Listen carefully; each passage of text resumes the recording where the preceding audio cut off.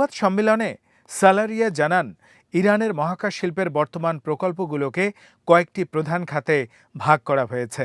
এর মধ্যে রয়েছে অবকাঠামো নির্মাণ, স্যাটেলাইটের নকশা ও উৎপাদন, উৎক্ষেপণ সক্ষমতা বৃদ্ধি এবং স্যাটেলাইট ভিত্তিক তথ্য ও চিত্র ব্যবহার করে বিভিন্ন বেসামরিক সেবা প্রদান।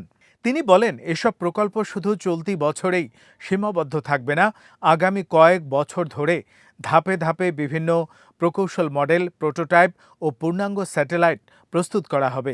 তিনি আশা প্রকাশ করেন, চলতি ইরানি বর্ষ শেষ হওয়ার আগেই এসব প্রকল্পের বেশ কয়েকটি গুরুত্বপূর্ণ মাইলফলক অর্জিত হবে এবং পর্যায়ক্রমে সেগুলোর বিস্তারিত জনগণের সামনে তুলে ধরা হবে।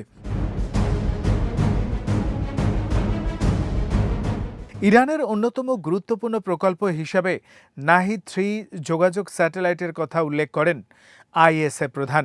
তিনি জানান, এই স্যাটেলাইট ভূস্থির কক্ষপথে অবস্থান করে দীর্ঘমেয়াদে যোগাযোগ সেবা দিতে সক্ষম হবে। বর্তমানে এর নকশা তৈরির কাজ চলছে এবং থ্রাস্টার ও প্রপালশন সিস্টেম সহ গুরুত্বপূর্ণ কয়েকটি উপব্যবস্থার নির্মাণ কাজ এগিয়ে যাচ্ছে। সালারিয়া ব্যাখ্যা করেন, যোগাযোগ স্যাটেলাইট মূলত তথ্য আদান প্রদানের জন্য ব্যবহার করা হয় এবং প্রয়োজন অনুযায়ী বিভিন্ন ফ্রিকোয়েন্সি ব্যান্ডে পরিচালিত হতে পারে।